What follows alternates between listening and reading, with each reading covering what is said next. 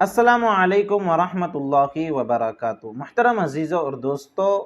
اسلامی نظام زندگی اور اسلامی ضابطۂ حیات یہ بے مثال ہیں اور انمول ہیں۔ دنیا میں کوئی بھی اسلامی نظام زندگی کی جیسی کوئی نظام زندگی یا کوئی ضابطۂ حیات پیش نہیں کر سکتا۔ یہ اللہ رب العزت کا بنایا ہوا نظام زندگی اور ضابطۂ حیات ہیں، اور خصوصاً ازدواجی زندگی یعنی شادی شدہ زندگی کے جو اصول، جو قواعد شریعت مطہرہ نے بیان کیے ہیں، اس کی تو کوئی نظیر اور کوئی مثال دنیا میں پیش نہیں کر سکتا۔ یہی وجہ ہے کہ جو بھی شادی شدہ جوڑا اپنی شادی شدہ زندگی، اپنی میرج لائف کو اگر اسلامی اصولوں کے مطابق چلاتا ہے، اسلامی اصولوں کو اس میں فالو کرتا ہے، تو اس کی میرج لائف، اس کی شادی شدہ زندگی، ازدواجی زندگی سکون اور اطمینان کے ساتھ گزرتی ہے۔ اور جو بھی اللہ رب العزت کے بنائے ہوئے اس قانون کی مخالفت کرتا ہے اور اسلامی ازدواجی زندگی کے اصولوں کی خلاف ورزی کرتا ہے، تو پھر اس کی زندگی اجیرن بن جاتی ہے اور جیتے جی وہ جہنم اور دوزخ میں چلا جاتا ہے۔ تو میرے عزیزوں اور دوستو، اللہ رب العزت کا بڑا ہی احسان ہے، کرم ہے کہ اللہ رب العزت نے ہم لوگوں کو اتنی عظیم نعمت سے نوازا ہے۔ ہماری ذمہ داری ہے کہ ہم اس ضابطۂ حیات کی قدر کریں، ان نظام زندگی کی ہم اس کی قدر کریں، اور اس کے مطابق یعنی اسلامی نظام زندگی کے مطابق اور اسلامی ازدواجی زندگی کے جو اصول اور قواعد ہیں اس کے مطابق اپنی زندگی کو گزر بسر کریں، تاکہ ہم دنیا میں بھی سکون و اطمینان کی زندگی گزار سکیں اور آخرت میں بھی سکون و اطمینان کی زندگی گزار سکیں۔ میرے عزیزوں اور دوستو، دیکھنے میں آتا ہے کہ جو لوگ بھی جو شادی شدہ ہیں اور وہ ازدواجی زندگی کے جو اصول شریعت نے بیان کیے ہیں، میرج لائف کے جو اصول بیان کیے ہیں، ان کو فالو نہیں کرتے، اپنی منمانی کرتے ہیں، تو پھر وہ ہمیشہ پریشان رہتے ہیں، اور ایک وقت ایسا آتا ہے، ایک اسٹیپ ایسا آتا ہے کہ پھر ان کی جو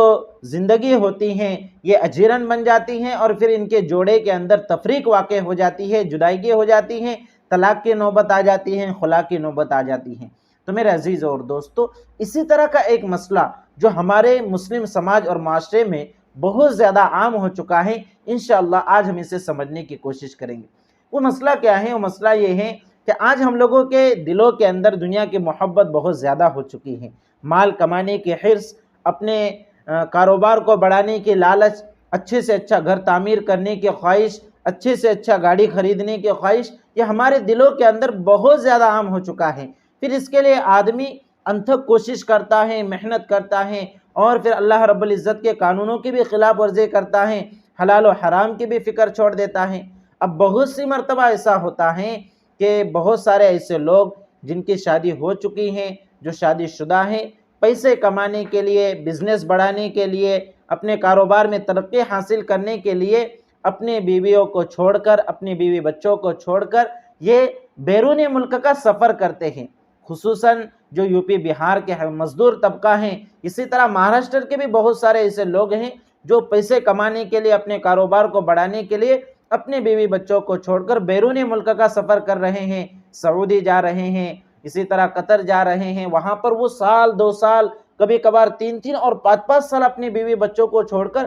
وہاں پر وہ اپنی زندگی گزارتے ہیں، اور سوچ یہ ہوتی ہے کہ 2 4 سال محنت کروں گا، 2 4 سال پیسے کما کر لاؤں گا، اور پھر اپنی بیوی بچوں کے ساتھ یہاں پر اپنے وطن میں زندگی گزاروں گا۔ لیکن میرے عزیز اور دوستو، زندگی کا کیا بھروسہ ہے؟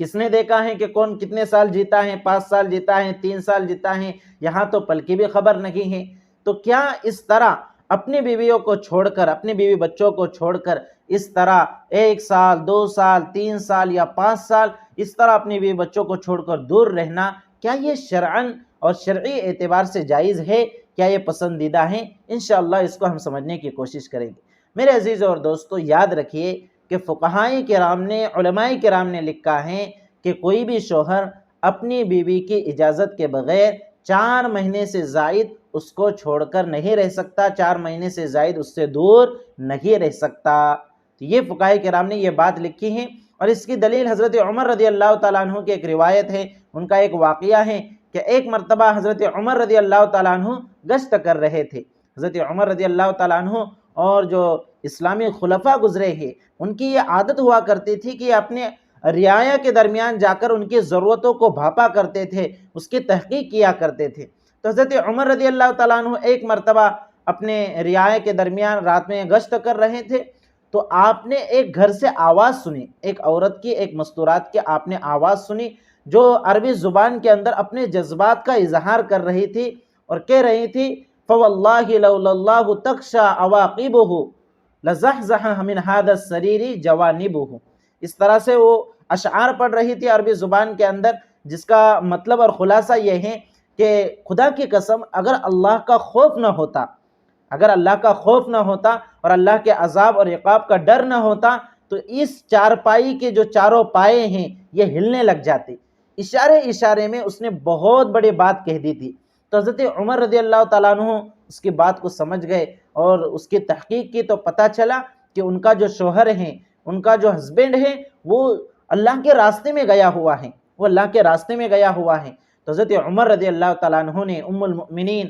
اپنی بیٹی حضرت حفصہ رضی اللہ تعالیٰ عنہ سے پوچھا اور دریافت کیا کہ بیٹی ذرا مجھے یہ بتاؤ کہ کوئی عورت اپنے شوہر سے کتنے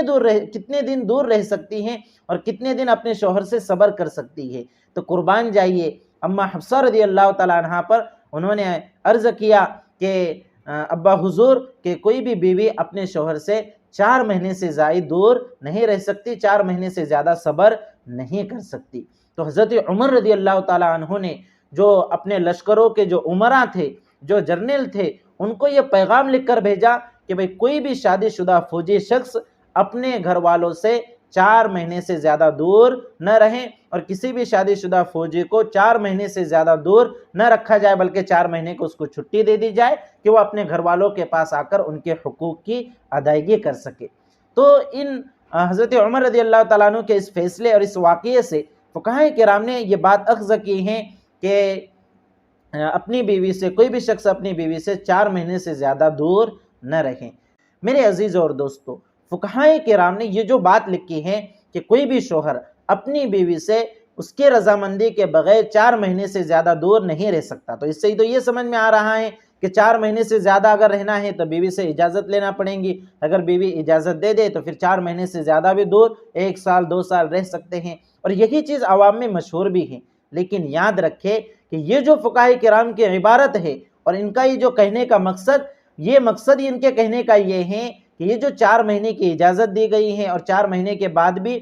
بیوی کی اجازت سے دور رہنے کی جو اجازت ان کے قول سے معلوم ہو رہی ہے، یہ اجازت یہ عام حالات کے اندر ہے، اعتدال کی صورت میں ہے، جبکہ کسی فتنے کا اندیشہ نہ ہو اور ماحول خراب نہ ہو، نہ شوہر کے فتنے میں مبتلا ہونے کا اندیشہ ہو نہ بیوی کے فتنے میں مبتلا ہونے کا اندیشہ ہو، تو ایسی صورت میں شوہر اپنے بیوی سے 4 مہینے دور رہ سکتا ہے، کسی سفر میں جا سکتا ہے اور بیوی کی اجازت سے 4 مہینے سے زیادہ بھی وہ دور رہ سکتا ہے۔ لیکن یاد رکھے کہ یہ جو حکم ہے یہ عام حالات میں ہے، جبکہ کسی فتنے کا اندیشہ نہ ہو، نہ شوہر کو اپنے نفس پر اندیشہ ہو نہ بیوی کے نفس پر اندیشہ ہو، یہ اس صورت کا حکم ہے۔ لیکن اس کو اتنا زیادہ عام کر دیا گیا کہ اب لوگوں کی زباں زد ہو گیا۔ یہ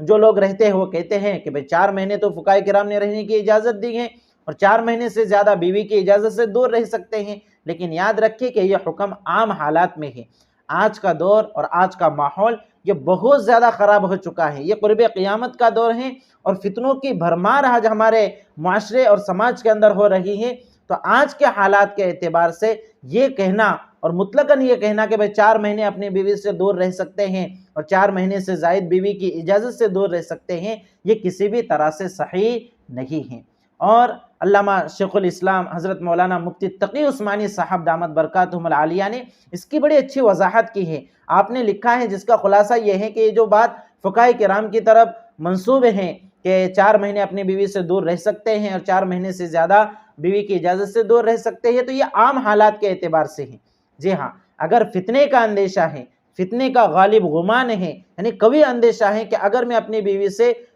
دور رہوں گا، چاہے اس میں مدت کی کوئی تعین نہیں ہے، چاہے 1 مہینہ ہو، 15 دن ہو، 10 دن ہو، اگر فتنے کا اندیشہ ہے تو پھر اپنی بیوی سے دور رہنا جائز نہیں ہے۔ اس بات کو آپ اچھے سے سمجھ لیں کہ 4 مہینے کی مدت یہ عام حالات کے اعتبار سے ہے، جبکہ حقیقت یہ ہے کہ اگر فتنے کا اندیشہ ہے، اگر فتنے کا ظن غالب ہے تو پھر اپنی بیوی سے دور رہنا اور دور سفر کرنا یہ جائز نہیں ہے اور اس میں مدت کی کوئی تعین نہیں ہے۔ یعنی اگر کسی کو ایسا لگ رہا ہے کہ کہ میں اپنی بیوی سے اگر 3 دن سے زیادہ بھی دور رہوں گا تو فتنے میں مبتلا ہو جاؤں گا، یا پھر میری بیوی فتنے میں مبتلا ہو جائیں گی، بیوی کا یہ اندیشہ ہے، تو ایسی صورت میں اب اس کے لیے 3 دن سے زیادہ بھی دور رہنا جائز نہیں ہوگا۔ یعنی اس میں سفر مدت کی کوئی تعین نہیں ہے، یعنی ضرورت کے اعتبار سے اور ماحول کے اعتبار سے یہاں پر فیصلہ کیا جائے گا۔ تو آپ سب سے پہلے آپ نے یہ بات سمجھ لی کہ اگر فتنے کا ظن غالب ہے، فتنے کا کبھی اندیشہ ہے، تو پھر اپنی بیوی سے دور رہنا، دور کا سفر کرنا یہ جائز نہیں ہے، اور اس میں مدت کی کوئی تعین نہیں ہے۔ ایسا بھی نہیں ہے کہ 4 مہینے، بلکہ اگر 1 مہینہ بھی دور رہنے سے فتنے کا اندیشہ ہے اور فتنے کا غالب گمان ہے تو 1 مہینہ بھی رہنے کی اجازت نہیں ہے۔ اسی طرح اگر کسی شخص کو فتنے کا ظن غالب اور کبھی اندیشہ تو نہ ہو لیکن اسے احتمال ہو، یعنی صرف ذہن میں اس کے یہ بات آ رہی ہے کہ ایسا ہو سکتا ہے، غالب گمان نہیں ہے، کبھی اندیشہ نہیں ہے لیکن صرف احتمال ہے، تب بھی ایسے شوہر کے لیے اپنی بیوی سے دور کا سفر کرنا اور دور رہنا یہ صحیح نہیں ہے۔ تو یاد رکھیے کہ یہ جو 4 مہینے بیان کیے جاتے ہیں یہ عام حالات کے اعتبار سے ہیں، یعنی عورت کے حق کے اعتبار سے کہ بھئی 4 مہینے سے زیادہ تو نہیں رہ سکتے، عام حالات میں بھی 4 مہینے سے زیادہ اپنی بیوی سے دور رہنا یہ جائز نہیں ہے، یہ اس میں عورت کے حق تلفی لازم آتی ہے۔ تو اگر کوئی شخص اس سے کم کی اگر اسے ضرورت محسوس ہو تو اس کو اس کے مطابق عمل کرنا ضروری ہے۔ تو آپ اس مسئلے کو اچھے سے سمجھ لے کہ بھائی اگر کسی کو 1 مہینہ دور سفر کرنے کی وجہ سے بھی اگر ظن غالب ہے فتنے کا تو اس کے لیے ایک مہینہ دور رہنے کی بھی اجازت نہیں ہے۔ تو آپ اس مسئلے کو اچھے سے سمجھ لے کہ یہ جو 4 مہینے کی مدت کہی جاتی ہے اور عوام میں مشہور ہے کہ 4 مہینے اپنی بیوی سے دور رہ سکتے ہیں، اور 4 مہینے سے زیادہ اگر بیوی اجازت دے تو پھر 4 مہینے سے زیادہ بھی دور رہ سکتے ہیں، اور اس مسئلے کے نام پر لوگ کئی سالوں تک اپنی بیویوں سے دور رہتے ہیں۔ تو یاد رکھیے کہ یہ جو 4 مہینے کی مدت ہے یہ عام حالات کے اعتبار سے ہیں اور فتنے کا اندیشہ نہ ہونے کی صورت میں ہے۔ اگر فتنے کا اندیشہ ہے، فتنے کا ظن غالب ہے اور بیوی اجازت بھی دے دے تب بھی پھر آپ کو سفر کرنا جائز نہیں ہے۔ پھر 4 مہینے کیا 1 مہینے بھی آپ کے لیے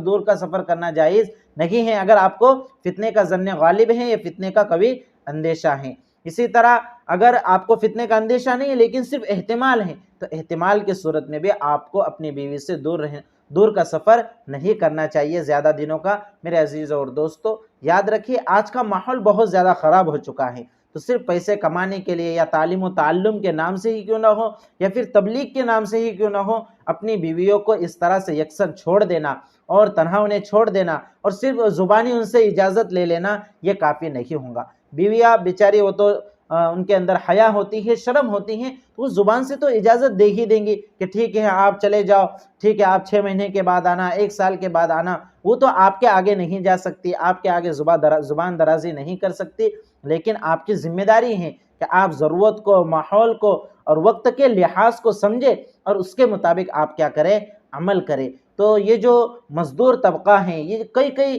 سالوں تک اپنی بیویوں کو چھوڑ کر دور رہتا ہے، تو ان کا اس طرح سے دور رہنا یہ بالکل بھی صحیح نہیں ہے۔ اسی طرح کوئی تعلیم اور ایجوکیشن کے نام پر اپنی بیوی کو چھوڑ کر اگر دور رہتا ہے یا بزنس اور کاروبار کے نام پر دور رہتا ہے کئی سالوں تک، تو اس میں بھی عورتوں کی حق تلفی لازم آتی ہیں۔ اسی طرح اگر کوئی شخص تبلیغ کے لیے، جی ہاں دین کی تبلیغ کے لیے بھی اگر اپنی بیوی کے حق تلفی کرتا ہے تو یہ بھی صحیح نہیں ہے۔ یہی وجہ ہے کہ ہمارے تبلیغ کے جو قدیم اکابرین ہیں، پرانے اکابرین ہیں، انہوں نے جماعت میں نکلنے کی اور تبلیغ میں نکلنے کی زیادہ سے زیادہ مدت 4 مہینے ہی قرار دی ہے۔ تو جب آدمی 4 مہینے لگا کر آتا ہے تو پھر اسے گھر پر روانہ کیا جاتا ہے کہ اب جاؤ اپنی بیوی بچوں کا حق ادا کرو۔ کوئی 4 مہینے لگا کر آیا اور فوراً اسے جماعت میں نکال دیا گیا، ایسا نہیں ہوتا۔ بڑے ہمارے اور اکابرین اس سے منع کرتے ہیں کہ بھئی ایسا نہیں کرنا چاہیے۔ اسی طرح جو علماء سالوں کی جماعت میں چلتے ہیں ان کے لیے بھی یہ سہولت ہوتی ہے کہ جب 4 مہینے مکمل ہو جاویں تو وہ اپنے گھر پر جا کر آئیں،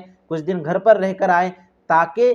شریعت کے جو قوانین ہیں اس کی خلاف ورزی نہ ہو سکے اور شریعت کے قوانین کی پاسداری اور لحاظ رکھا جا سکے۔ تو آپ اس مسئلے کو اچھے سے سمجھ لیں اور اس پر عمل کرنے کی کوشش کریں۔ السلام علیکم ورحمۃ اللہ وبرکاتہ۔